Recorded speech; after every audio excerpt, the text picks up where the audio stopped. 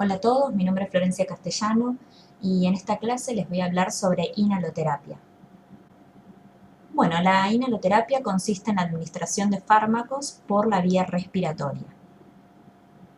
Y lo primero que nos tenemos que preguntar cuando hablamos de inhaloterapia es de qué depende la cantidad de droga que se deposita en el pulmón, ¿no? ¿Cuáles son los factores que hacen que esa medicación pueda llegar a depositarse en el pulmón? Entonces, tenemos factores que dependen del dispositivo, como es el tamaño de las partículas, el dispositivo que estemos utilizando y la técnica de uso según ese dispositivo, y los relacionados con el paciente, que son la geometría y las características de la vía aérea, la capacidad de generar el flujo adecuado según el dispositivo que se utilice y el aclaramiento mucociliar del individuo.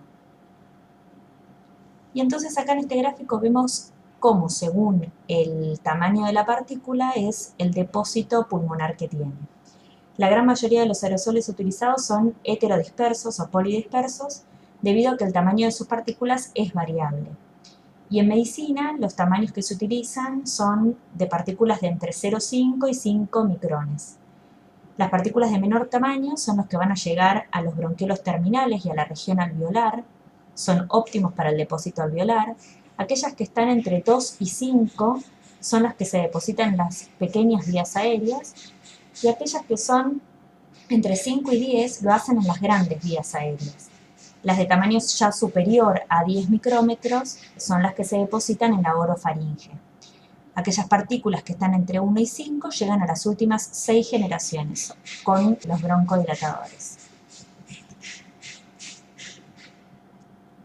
Lo otro que tenemos que ver, que también depende el depósito pulmonar de que se genere un buen patrón ventilatorio.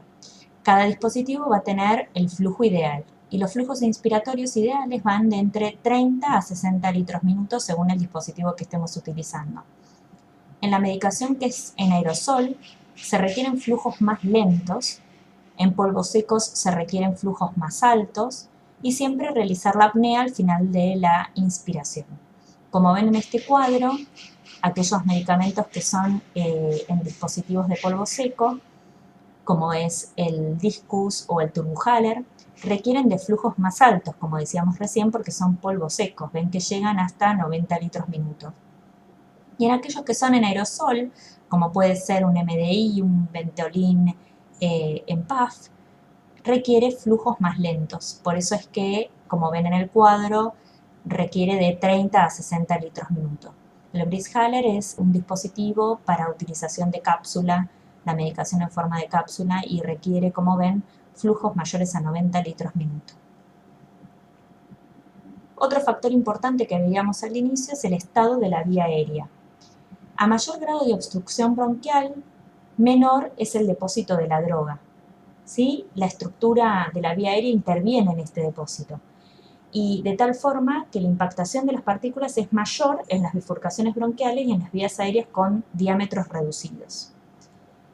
La presencia de vía aérea artificial reduce la biodisponibilidad de la droga y si tiene malformaciones bronquiales congénitas o adquiridas también se reduce la penetración. En esta filmina lo que podemos ver los distintos tipos de dispositivos que tenemos. Quizás algunos sean conocidos por ustedes, son los más comunes utilizados por nuestros pacientes respiratorios acá en Argentina. Y lo que podemos ver es que hay algunos que son en aerosol y otros son de polvo seco. El primero es el comúnmente conocido como salbutamol o Ventolin, su forma comercial. El dispositivo es un MDI, que significa inhalador de dosis medida. Lleva un canister con la medicación, puede ser salbutamol, Atrovent. Es el que también se utiliza con las aerocámaras para su mayor depósito pulmonar. Y ya van a ver después también que es de fácil higiene, no tiene contador de dosis. A su derecha vemos el Respimat, es un dispositivo bastante moderno, que lo que genera es una nube que requiere de flujos intermedios, no tan altos como los polvos secos, ni más lentos como el MDI. También lleva un canister que se carga, viene el dispositivo del canister por separado, tiene contador de dosis y este dispositivo, según el color de su tapita, nos indica cuál es la medicación que lleva dentro, porque puede tener diferentes medicaciones en el mismo dispositivo. Por ejemplo, después vamos a ver que más abajo el HandiHaler es comúnmente conocido su forma comercial como Spiriva, y el Spiriva, que es tiotropio, puede venir en el dispositivo Respimat, a eso me refería. A su derecha, a su vez, vemos el Discus, que es el Ceretide Discus, el violeta. Es un dispositivo de polvo seco que tiene contador de dosis, que para su apertura requiere que, además de abrir la tapita, girar, digamos, el disco, también hay que girar una palanca para tener la medicación disponible. Tiene contador de dosis, como les decía, y es de flujo inspiratorio un poco más alto. A su derecha, a su vez, tenemos el Ellipta, que lo mismo que con el Respimat, según la medicación que contenga, es el color de tapita que va a tener. En este caso es celeste y la medicación, el nombre comercial es Relvar. Por lo general llevan broncodilatadores, algunos con corticoides inhalados, otros broncodilatadores solo. Tiene contador de dosis, ven que dice 29. Y para su disposición, para que esté la droga disponible, solamente requiere abrir la tapita, girarla hacia la derecha, digamos.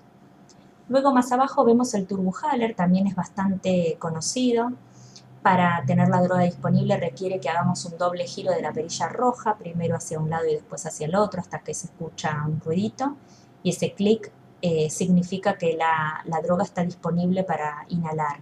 Lleva contador de dosis y también por lo general es una combinación de broncodilatador con corticoide inhalado.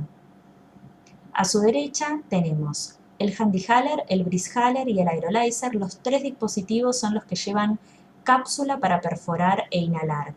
Ven que acá tenemos el botón verde, en este caso los celestes, que son los que hacen que podamos perforar la cápsula y tener así la droga disponible para poder ser inhalada. Después también vamos a ver, cuando veamos estos dispositivos, cuál es la mejor forma de abrir el blister, ya que no es que se saca la cápsula como sacaríamos un ibuprofeno, una vallaspirina, ya que puede ser dañada la misma. Simplemente se retira el papel metálico y se saca la cápsula. Entonces, presionándolo, se perfora la cápsula y la droga está disponible para inhalar. Por lo general, estos dispositivos son para medicación que se utiliza una sola vez por día porque contiene drogas de ultra larga duración. Y en este cuadro lo que podemos ver es cómo los diferentes tipos de dispositivos hacen que tenga mejor o peor depósito pulmonar. Como podemos ver, cuando los aerosoles son utilizados con aerocámara, el porcentaje de depósito pulmonar es mayor. Si tenemos que elegir un tipo de dispositivo, entonces el polvo seco sería de preferencia. Y como ven, los nebulizadores tienen muy bajo depósito pulmonar. En esta diapositiva lo que pueden ver es cómo la misma medicación puede venir en distintas presentaciones. Entonces, según las características del paciente, el neumonólogo o su médico de cabecera podría elegir cuál es la presentación que más le conviene. Puede ser en términos económicos, porque hay algunos dispositivos que son más económicos que otros, o bien porque hay algunos que llevan flujos inspiratorios más lentos o más altos, o que requieren mayor o menor coordinación. Entonces, eso es lo que tiene que evaluar el médico a la hora de prescribirle una medicación. Pero nosotros tenemos que estar atentos. Si es que nuestro paciente nos cuenta la dificultad que tiene con la inhalación de su dispositivo, tener en cuenta que esa misma medicación quizás la podamos conseguir en una presentación que sea más acorde a las características de nuestro paciente. Y entonces acá tenemos el tratamiento farmacológico para nuestros pacientes respiratorios crónicos, que son los broncodilatadores, los corticoides inhalados, los corticoides orales, los inhibidores de la fosfodiesterasa. Estos son los fármacos preventivos de exacerbaciones, como puede ser el Roflumilast, no sé si alguna vez lo escucharon, los antibióticos y los mucolíticos. En este cuadro lo que podemos ver son broncodilatadores agonistas beta 2. Quizás también los escucharon nombrar como SABA o como LABA. Según la acción si es corta o si es larga, es su clasificación en SABA, LABA o de ultra larga duración. Entonces, de acción corta o SABA tenemos el salbutamol, cuya duración es de 4 a 6 horas, y su nombre comercial más conocido es el Ventolin. Su presentación es en inhalador de dosis medida o en gotas para nebulizar. Después tenemos los de acción larga o LABA, la L es de long y luego agonista beta 2. No les nombré que en SABA la S es de short, entonces nos podemos acordar de esa forma. S es de short, L es de long, y en este caso la B larga nos indica los agonistas beta 2. Entonces, de acción larga o LABA, tenemos el salmeterol, el formoterol y el bilanterol, que según la combinación con el corticoide inhalado es el nombre comercial que van a adquirir. Cuando el salbutamol lo combinan con la fluticasona, su nombre comercial más conocido es el Ceretide, y las presentaciones son en polvo seco para inhalar, el Discus o el MDI.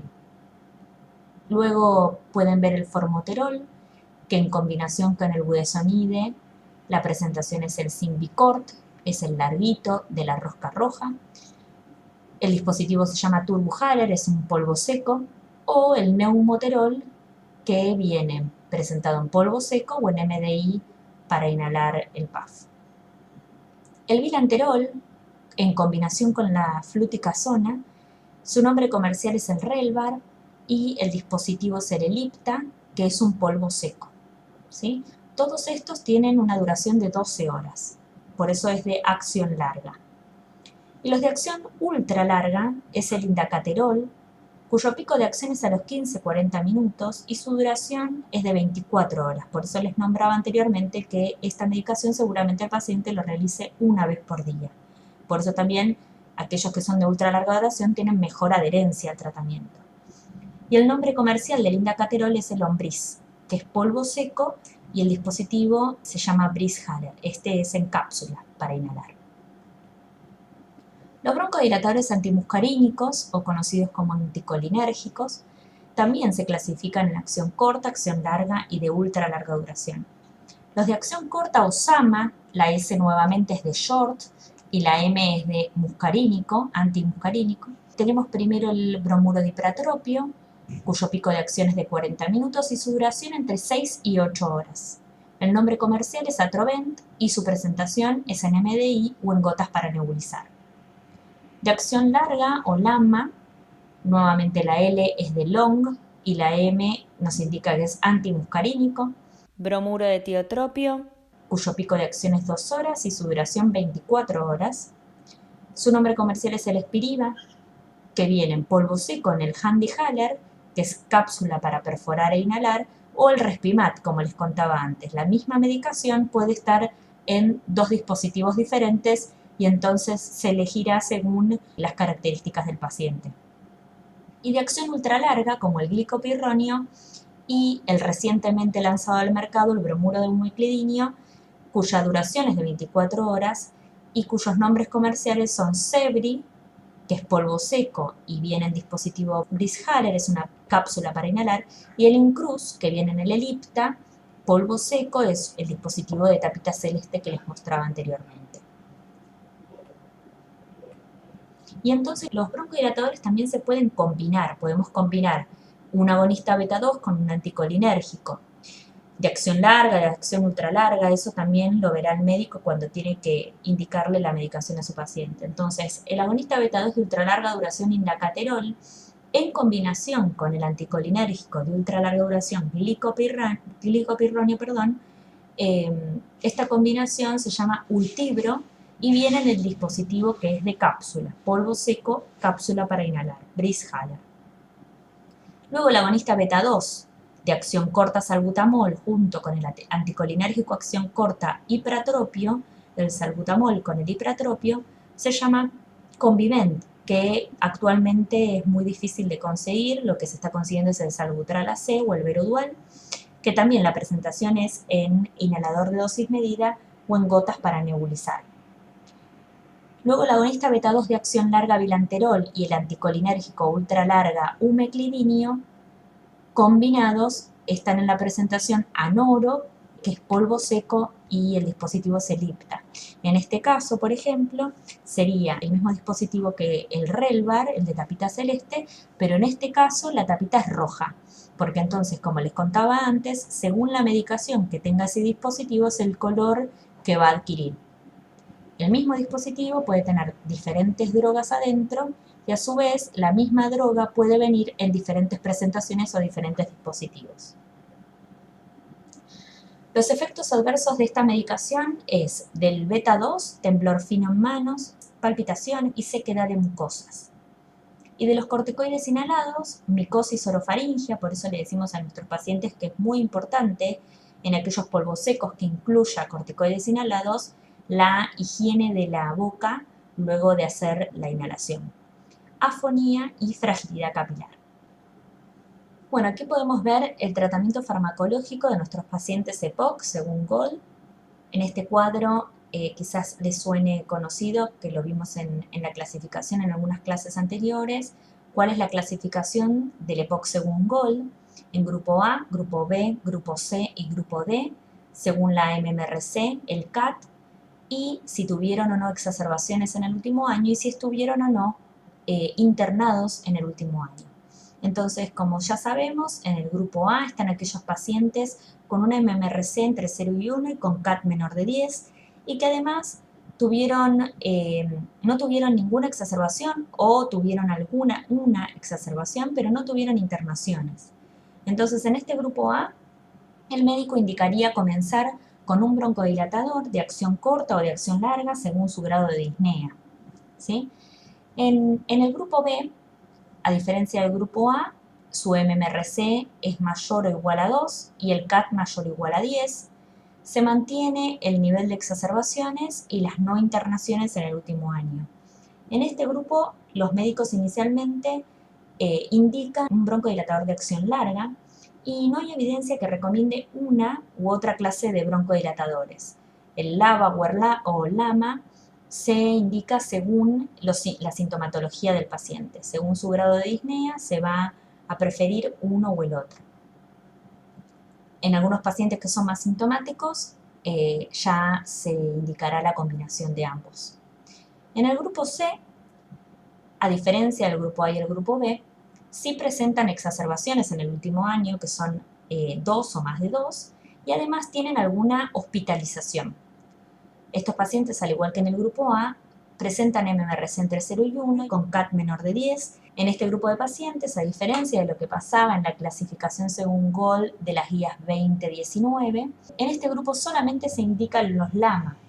Iniciar con broncodilatadores de acción larga, quizás agregar un LABA, pero no se indican, a diferencia del año pasado, los corticoides inhalados. Lo que se ha estudiado es que los corticoides inhalados predisponen a neumonías. Entonces, ahora vamos a ver en el grupo D, hay que evaluar cuáles son los beneficios versus los riesgos que puede correr nuestro paciente de presentar neumonías. En este grupo de pacientes también ya se empiezan a ver más los exacerbadores, así que quizás sería un grupo para agregar, si es necesario, los inhibidores de fosfodiesterasa, como el rofluvilasto. Y en el grupo D, lo que tenemos es que empezar con un LAMA, ¿sí? un broncodilatador de acción larga, o una combinación de LAMA más LABA. En el caso de que los síntomas persistan, el LABA se combinará con un corticoide inhalado y esto es considerado en pacientes que son más sintomáticos, son más exacerbadores, y en pacientes que también puedan llegar a tener historia de asma en su niñez o en su juventud. Como les comentaba, los corticoides inhalados predisponen a las neumonías, así que eso queda a criterio médico si se indica o no se indica. Bueno, aquí podemos ver el tratamiento farmacológico en pacientes con fibrosis quística. Según las guías de diagnóstico y tratamiento de pacientes con fibrosis quística, deben realizar una secuencia para la terapia inhalatoria y entonces el paciente debería comenzar realizando el broncodilatador. El broncodilatador que puede ser salbutamol en forma de puff inhalado y luego realizar el resto de la medicación, ya que podría ser un evento adverso del resto de la medicación, por ejemplo los antibióticos, la broncoconstricción. Entonces, primero que nada, realiza el broncodilatador. Luego va a administrarse la adeneasa, comúnmente conocida como el pulmozyme o el pulmocime. Esta adeneasa es un mucolítico y lo que hace es fluidificar las secreciones y además actuar sobre los neutrófilos y las bacterias que están presentes en las mucosidades y entonces facilitar así su eliminación. El pulmocime puede ser combinado con la solución salina hipertónica o bien la solución salina hipertónica utilizarse como único fármaco. Esta se utiliza 2 veces al día y más que nada lo utilizan aquellos pacientes que no responden bien a la DNasa. Se utiliza para el pulmozyme uno de estos nebulizadores que ven en pantalla, el del Bilibis, es el nebulizador para este fármaco. Los antibióticos inhalados, luego de la quimioterapia, van a realizar el antibiótico inhalado, que puede ser en polvo seco, si hablamos de la tobramicina, o el colisistin, que también requiere de un nebulizador especial que vemos en pantalla, el Inflow. Y entonces, la medicación antibiótica que van a utilizar es también según las características del paciente y el médico tratante, y según si van a utilizarlo como medicación alternada entre tobramicina y colisistin o si la medicación va a ser continuamente el mismo antibiótico. La tobramicina solo se puede utilizar en periodos alternos de 28 días y el colisistin sí se puede hacer como tratamiento continuo. La tobramicina puede ser en forma inhalada a través de nebulización o en polvo seco, que luego también veremos su dispositivo, que lleva un dispositivo especial para esa medicación. El colisistin y la solución hipertónica son fármacos que no necesitan heladera, con lo cual los pacientes a estas dos medicaciones son más adherentes. Esto los hace más adherentes. Acá lo que podemos ver es el tratamiento farmacológico para pacientes con fibrosis pulmonar idiopática. Actualmente no hay estudios que comparen la pirferidona y el nintedanib, que son las drogas utilizadas actualmente. No hay estudios que los comparen entre ellas. Sí se han comparado contra placebo. Entonces, no es que podamos decir que hay una mejor que la otra. Los médicos se basan habitualmente en los antecedentes de cada paciente y en los eventos adversos que presenten por una u otra droga y entonces así cambiarán por una u otra. Para la fibrosis pulmonar la verdad es que no hay un tratamiento curativo, sino que es para frenar esta fibrosis. Clásicamente se entendía la fibrosis pulmonar como la inflamación del parénquima pulmonar y por eso se indicaban tantos corticoides, y actualmente es sabido que la inflamación no es fundamental en el proceso de la fibrosis.